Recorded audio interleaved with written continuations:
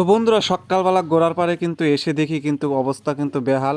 ওই লাল গরুটা দেখো আটকে আছে, আর এদিকে দেখো গোবরে গোবরে কিন্তু ভরে গেছে। সকালবেলা কিন্তু আমার আজকে লেট হয়ে গেছে উঠতে। তো বাড়ির লোকরাই বার করেছিল গরু। তো দেখো এই বাসের সাথে আটকে আছে, আর বাসের থেকে আমি ছুটিয়ে দিলাম। তোমাদের ফেমাস গরুও দুষ্টমি করে, লাল গরুটাও একই রকম দুষ্টমি করে। ফেমাস গরু এইদিকে আটকে থাকে আর লাল গরুটা ওই দিকে আটকে থাকে। দুজনকেই সারাদিন ছাড়াতে ছাড়াতে আমার জীবনটা কিন্তু একেবারেই তেনা তেনা। তো এখন যাই হোক, চারটা পরিষ্কার করে এখন জলটা দিয়ে দিলাম। দুজনে সারাদিন মারপিট করতেই থাকবে আর বাসের সাথে আটকাতেই থাকবে। আবার দুজনকে ছাড়া কিন্তু থাকতেই পারে না। একে যদি আগে নিয়ে যায়, ওকে যদি আগে নিয়ে যায়, এরা কিন্তু চিল্লাতে চিল্লাতে মাথা নষ্ট করে দেয়। আর ওদের প্রিয় খাদ্য লবণ, লবণ দেওয়া মাত্রই কিন্তু এরা দানাদার খাদ্যের মতো মুখের ভিতরে ঢুকিয়ে নিল সব লবণ। তাই একটু আমি শাসন করলাম, তারপরে কিন্তু ভাতের মার ঢেলে দিলাম।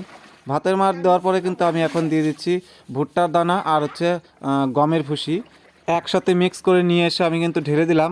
আর আগেই কিন্তু ভাতের মারের সঙ্গে খোলটা ভিজানো ছিল। খোলটা ভিজিয়ে খাওয়ালে ভালো হয়, মানে অনেকটাই হয়, আবার গরু কিন্তু সমানভাবে খেতে পারে। আর যদি শুকনা দিই তাহলে কিন্তু মুখ ডুবিয়ে ডুবিয়ে আগে খোলটাই খেয়ে নেয়। খোল খাওয়ার পরে কিন্তু ওই কম খায় ওই বেশি খায়।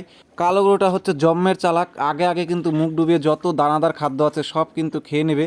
দেখো ওর কিন্তু পেট ভরে গেছে, লাল গরুটার কিন্তু পেট ভরেনি। এইরকম অবস্থা, ও কিন্তু আগে আগে সব খেয়ে নেবে। দেখো ওর খাওয়ার অবস্থা দেখো, পেটটা কীরকম টিনটিনা হয়ে গেছে।